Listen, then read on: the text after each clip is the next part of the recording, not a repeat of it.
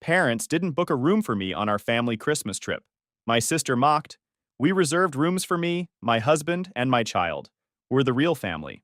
I calmly said, then I'll leave, and walked out. I called my grandpa hours later.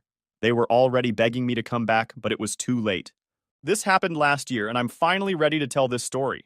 It's long, but trust me, the ending is absolutely worth it. My family thought they could treat me like garbage and get away with it. They were very, very wrong. This is probably the most satisfying revenge story you'll read today. Background: I, 34 male, live in Denver, making around $175,000 annually. I know that sounds decent, but wait until you hear about the rest of my family and their ridiculous spending habits. This story involves years of family dysfunction, public humiliation, and the most epic comeback you can imagine. Let me paint you a detailed picture of my childhood and why this revenge was so incredibly satisfying. While my sister Ashley was winning beauty pageants and dating star athletes, I was the weird kid who actually cared about grades, saving money, and building a real future.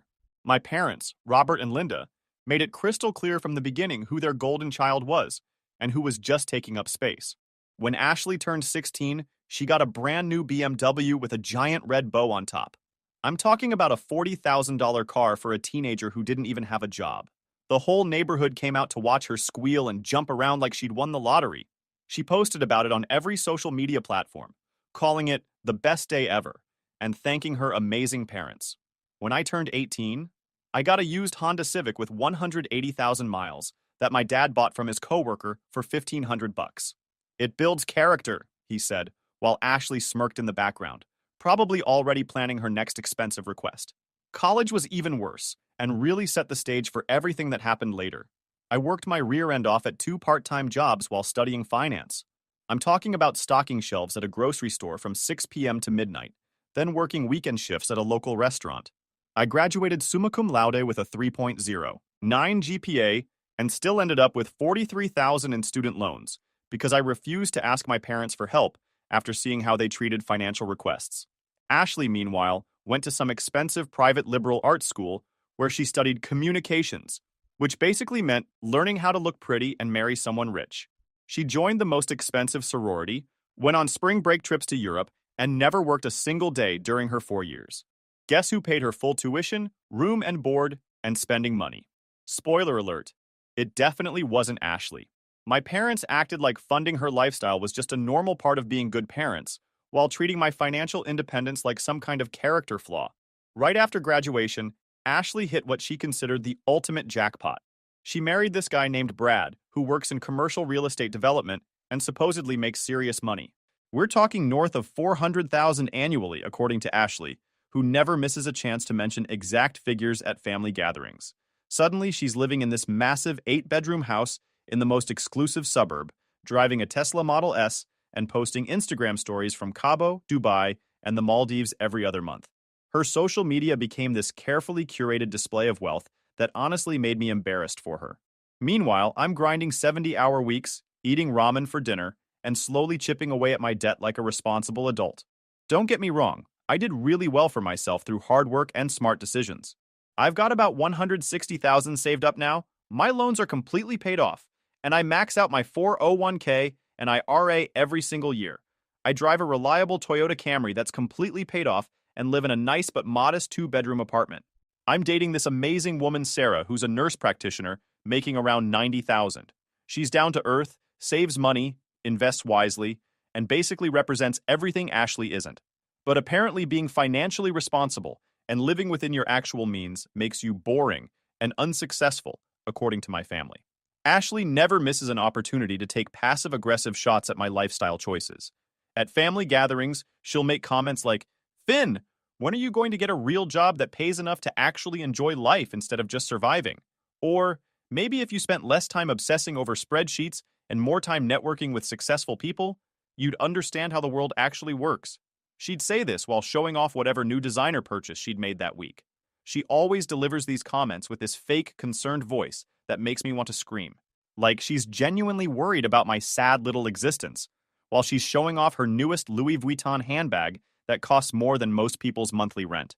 The worst part was watching my parents nod along, like her criticism was completely valid and helpful. Here's the thing that makes this whole story even more satisfying, though. Our grandfather William built a construction empire from absolutely nothing. We're talking about a true self-made success story. He started with a pickup truck, a toolbox, and a willingness to work 16-hour days in all weather conditions.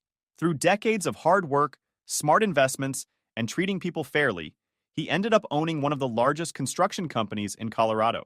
The man is worth somewhere between $8 and $10 million, and he's always been passionate about teaching family values like hard work, saving money, and earning what you get through merit rather than handouts. Somehow that lesson only stuck with me. The rest of my family treats Grandpa like their personal ATM machine. They all live these completely inflated lifestyles, funded entirely by his generosity, then have the absolute nerve to look down on me for being unsuccessful and unmotivated. The irony was completely lost on them. Every year, Grandpa organizes this elaborate family Christmas trip to bring everyone together and maintain family bonds. He pays for absolutely everything because he believes family unity is worth any price. Last year's trip was supposed to be at some fancy ski resort in Colorado. I was actually looking forward to it because work had been absolutely brutal, and I desperately needed a break from the constant stress. That anticipation made what happened next even more devastating. The Christmas trip was planned for this luxury ski resort in Vail that charges $1,200 per night for basic rooms. We're talking about $200 dinners, $300 spa treatments, and lift tickets that cost more than most people spend on groceries in a week. Grandpa had booked everything months in advance because he wanted this particular trip to be extra special for reasons I didn't understand at the time. I drove up from Denver after finishing a major project at work on Friday, finally arriving at the resort around 8 in the evening. The place was absolutely ridiculous in the most ostentatious way possible. Picture exposed wood beams that probably cost more than my car, natural stonework that looked like it belonged in a museum, and massive fireplaces with chimneys you could probably fit a small person inside. People were walking around in ski gear that easily cost $5,000 per outfit, casually discussing their plans for helicopter skiing and private mountain tours. I felt a little underdressed in my normal Columbia winter jacket and basic snow pants, but I figured nobody would really care. I was there to spend time with family, not compete in some kind of fashion show. Boy, was I wrong about that assumption. I walked up to the front desk with my simple duffel bag, gave the clerk my name, and waited while she typed away at her computer with increasing confusion. She started frowning, then typing more aggressively. More frowning followed by frustrated sighing. Finally, she called over her supervisor, who began the same process with identical results. "I'm very sorry, sir, but I don't see any reservation under your name in our system. Let me try different spellings and check if it might be under a family member's name." That's when I heard Ashley's voice behind me, and I immediately knew something was wrong just from her tone. There was this weird theatrical quality to it that I recognized from childhood whenever she was about to cause trouble. "Oh my goodness, Finn! You actually made it! I wasn't sure you'd be able to get time off from your little job." But she sounded way too cheerful, like she was putting on a performance for an invisible audience. I turned around and there she was in some designer ski outfit that probably cost more than I spend on clothes in an entire year. We're talking about a jacket that was clearly custom fitted, pants that had some kind of metallic threading, and boots that looked like they belonged in a fashion magazine rather than on an actual mountain. She had this weird smirk on her face that I recognized from childhood, the exact same expression she'd get right before telling mom and dad that I'd supposedly done something wrong to get me in trouble. The front desk staff kept frantically searching their computer system, while other guests started gathering behind me, clearly getting annoyed by the delay. You could feel the tension building as expensive people in expensive clothes waited for this situation to resolve itself. Ashley stepped closer and said just loud enough for everyone to hear, "How very strange that there's no room reserved for you. I wonder how that could have happened." Then she leaned in closer and lowered her voice to what she probably thought was a whisper. "Actually, Finn, I had a long conversation with Grandpa about the sleeping arrangements for this trip. We both decided we only needed rooms for the real family members this year." Then she raised her voice again. "You know, people who actually contribute something meaningful to family gatherings instead of just showing up expecting handouts." I felt my stomach completely drop as the implications hit me. "What are you talking about, Ashley?" Grandpa invited everyone personally. "Well, we have the presidential family suite for me and Brad, and our twin boys. Mom and Dad have their lovely corner room with the mountain view." She paused dramatically, clearly enjoying every second of this. "I guess there just wasn't space for everyone who wanted to come. You understand how expensive these places are, right?" The lobby had gone completely quiet except for the crackling of the fireplace. I looked around and spotted my parents sitting in leather chairs near the main fireplace. When I made direct eye contact with them, they both immediately turned away like cowards. Brad was standing near the concierge desk scrolling through his phone like absolutely nothing was happening. Their twin 8-year-old boys were running around the lobby, completely oblivious to the adult drama unfolding around them. Ashley continued her carefully planned performance. I mean, let's be realistic here. It's not like you could afford to stay at a place like this anyway on your little analyst salary. Maybe there's a Holiday Inn or Super 8 motel down the mountain somewhere? She actually started giggling while saying this, like the idea of me staying at a budget hotel was the funniest thing she'd ever imagined. Several other guests were now openly staring at our family drama. The front desk clerk looked absolutely mortified, probably wondering if she should call security. The supervisor was pretending to be busy with important paperwork, while obviously listening to every single word of this humiliating conversation. Ashley, what the heck is going on here? Grandpa specifically invited me and confirmed my attendance. Oh, sweetie, Grandpa understood completely when I carefully explained the real situation to him. We need to prioritize the people who actually matter to this family's future success. She gestured dramatically toward Brad, who still hadn't looked up from his phone. I mean, Brad's company just closed a $15 million commercial development deal last month. That's real success. That's the kind of achievement we should be celebrating and supporting as a family unit. Something clicked in my brain at that exact moment. This wasn't some innocent misunderstanding or computer error. Ashley had deliberately and carefully planned this entire scenario. She wanted to humiliate me in front of complete strangers to prove some twisted point about family hierarchy and her perceived superiority. The realization hit me like a physical blow. I stood there for maybe 20 seconds, just processing what was happening, while Ashley watched my face with obvious satisfaction. She was clearly enjoying herself immensely, probably expecting me to beg for help or make some kind of desperate scene that would embarrass me even more. My parents were still avoiding eye contact like the cowards they'd always been. Brad continued pretending that none of this was happening. The other hotel guests were getting increasingly uncomfortable with this public family meltdown. Then something completely unexpected happened. Instead of feeling angry or hurt like Ashley obviously wanted, I felt this strange sense of crystal clear clarity, like puzzle pieces that had been scattered for years, suddenly clicking into their proper places to reveal a picture I'd never seen before. You know what, Ashley? You're absolutely right about everything. Her confident smile faltered slightly as confusion crossed her face. I'm sorry. What did you say? You're completely right. I should definitely leave this place immediately.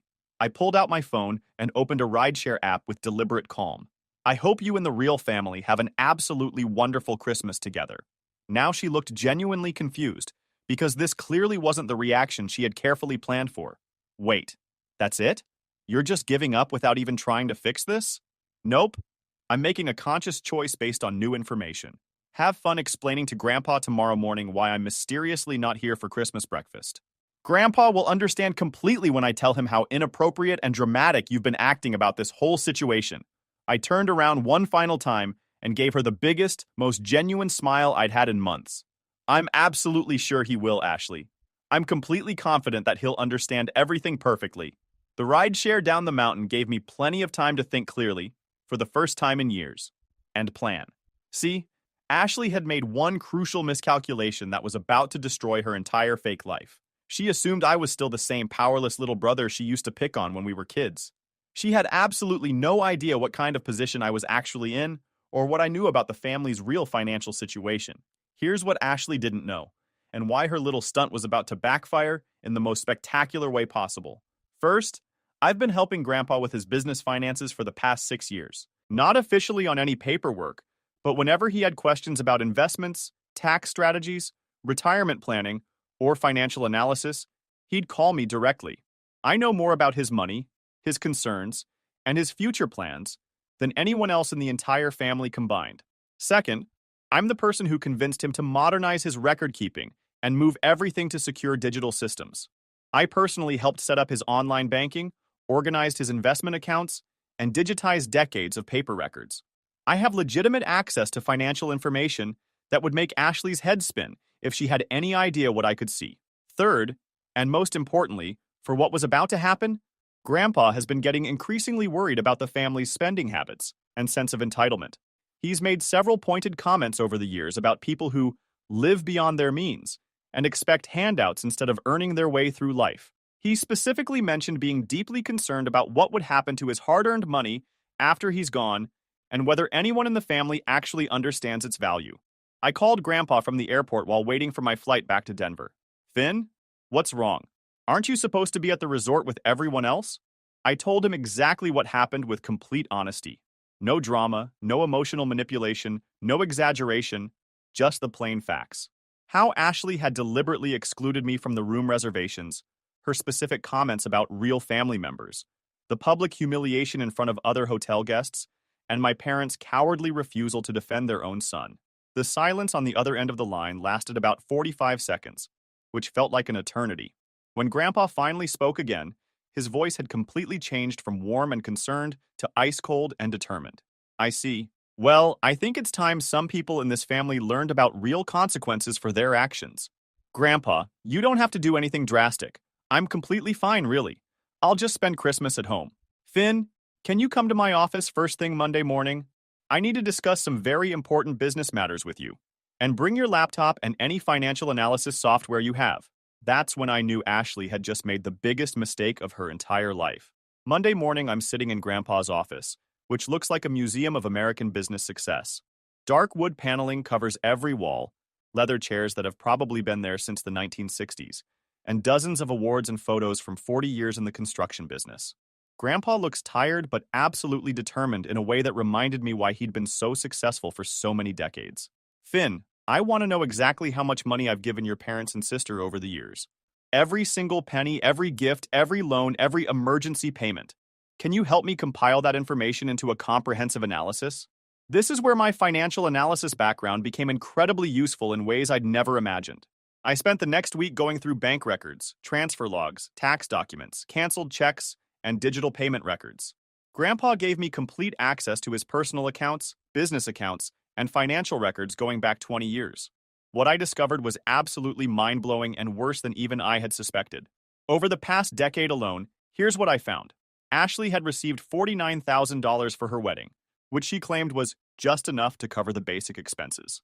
But I found receipts showing they spent over $78,000 total. She got $32,000 as a down payment gift for their house, then another $28,000 2 years later when they decided they wanted to upgrade their kitchen with granite countertops and professional appliances.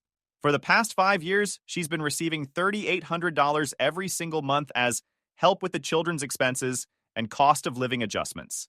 That's over $228,000 right there in direct monthly payments. But wait, there's significantly more. Emergency loans that were never paid back, $43,000 for a business opportunity that never materialized. Investment opportunities that somehow never generated any returns, $37,000 for various schemes. Birthday and Christmas gifts that cost more than most people's annual car payments, probably another $60,000 over the years. Vacation funding, jewelry purchases, furniture allowances. The list was absolutely endless. My parents weren't any better and had been working the same system for years. Grandpa paid off their mortgage early when they claimed they were struggling with retirement planning, $91,000. He's been supplementing their retirement income with $3,000 per month for the past 6 years because their savings were insufficient for the lifestyle they deserved. Over $216,000. Home renovations, medical bills, car payments, insurance premiums, emergency repairs, and unexpected expenses. Probably another $75,000 in miscellaneous handouts. When I added everything up, I'm talking about well over $650,000 in direct handouts to these people over just the past decade. And that doesn't include smaller gifts, meals, vacations, and other benefits that were harder to quantify. Meanwhile, I had asked Grandpa for help exactly once in my entire adult life. A $5,000 loan when I was between jobs for 3 months after college. I paid it back with interest within 4 months and never asked for anything else. But here's where the investigation got really interesting and revealed just how fake their lifestyle actually was. I decided to do some serious digging into Ashley and Brad's actual financial situation using public records databases that I have access to through my job. I know how to read financial documents, court filings, and business records in ways that most people don't. What I found was absolutely shocking. Their house is mortgaged to the absolute maximum limit. They owe $732,000 on a property that's currently worth maybe $650,000 in today's market. Both of their luxury cars are leased, not owned, which means they're paying monthly fees for vehicles that will never belong to them. Ashley's credit card debt is completely insane. I found evidence of at least 12 different accounts with significant balances totaling over $90,000. But the real bombshell was Brad's supposedly successful business. Remember how Ashley loves bragging about his $15 million deal and $400,000 annual income? Well, according to public business filings, Brad's company has been struggling badly for the past 2 years. 3 major development projects fell through due to financing issues. His biggest commercial client terminated their contract in September after delays and cost overruns. The business has defaulted on 2 significant construction loans and is basically operating on borrowed time and credit extensions. They're living a completely fraudulent lifestyle, funded entirely by massive debt and Grandpa's monthly payments. Without that $3,800 every single month, they'd be filing for bankruptcy within 60 days. Their entire social media persona is built on money they don't actually have. When I presented all this information to Grandpa in a detailed written report, he just sat there quietly for about 15 minutes, slowly flipping through the documents with increasing anger. Finally, he looked up at me with an expression I'd never seen before and said, very interesting indeed. I think it's time for some people to learn what real consequences feel like." 3 weeks after the ski resort incident, Grandpa called a mandatory family meeting at his house. He told everyone it was to discuss important financial planning matters and estate planning issues, and that attendance was absolutely not optional for anyone who wanted to remain in his will. I arrived early to help him prepare what would become the most satisfying presentation of my entire life. He had printed out everything: bank statements, transfer records, loan documents, property records, business filings, credit reports, all organized in neat folders with each family member's name written on the front in his careful handwriting. Ashley showed up 25 minutes late in her Tesla Model S, wearing another ridiculously expensive outfit that probably cost more than most people's monthly salary. She seemed genuinely annoyed at having to be there, like this was somehow an inconvenience to her busy schedule of spending other people's money and posting about it online. Brad looked increasingly uncomfortable from the moment he walked in. I think he was starting to realize their financial house of cards was getting extremely shaky. My parents arrived acting like absolutely nothing had happened at Christmas. No apology, no acknowledgement, no explanation for their cowardly behavior. Just business as usual, probably assuming this meeting was about increasing their monthly allowance or discussing inheritance details. Grandpa started the meeting very formally. "I've asked everyone here today because I've been conducting a comprehensive review of my financial support to this family over the past 15 years. Finn helped me compile some very eye-opening information, and I think it's time we had a completely honest conversation about money, entitlement, and family values." He handed out the folders with theatrical precision. I watched Ashley's face carefully as she opened hers and started reading the numbers laid out in black and white. The color literally drained from her cheeks as she realized the scope of what she was looking at. "Now," Grandpa continued in his most business-like tone, "I want each of you to carefully review those numbers, and then explain to me why you believe you're entitled to this level of ongoing financial support." Ashley immediately went into full victim mode. "Grandpa, you know raising children is incredibly expensive these days. Brad and I work so hard to provide for our family, and with the economy being so uncertain and unpredictable..." "Ashley," Grandpa's voice cut through her whining like a knife through butter. "According to these documents, your husband supposedly makes $400,000 annually. Please explain to me in specific terms why you require an additional $45,000 per year from me to maintain your lifestyle." "Well, the house payment is really high because we wanted the boys to grow up in a good neighborhood, and they have activities and sports, and we have other necessary expenses that you wouldn't understand. You chose to buy a house you couldn't afford. You chose to lease luxury vehicles instead of buying reliable transportation. You chose to enroll your children in expensive private programs instead of excellent public alternatives. These were your conscious decisions, made with the assumption that I would subsidize your lifestyle choices indefinitely." My parents tried to jump in and redirect attention. "Dad, you know how much we appreciate everything you've done for us over the years, but retirement planning is really complicated these days with inflation and medical costs. You retired at 62 specifically because you knew I would supplement your income indefinitely. You made minimal effort to save adequately for retirement because you assumed I would handle all your financial responsibilities. You treated my generosity as an entitlement rather than a gift." The tension in the room was becoming thick enough to cut with a knife. Ashley was starting to panic as she realized this wasn't going according to any script she'd imagined.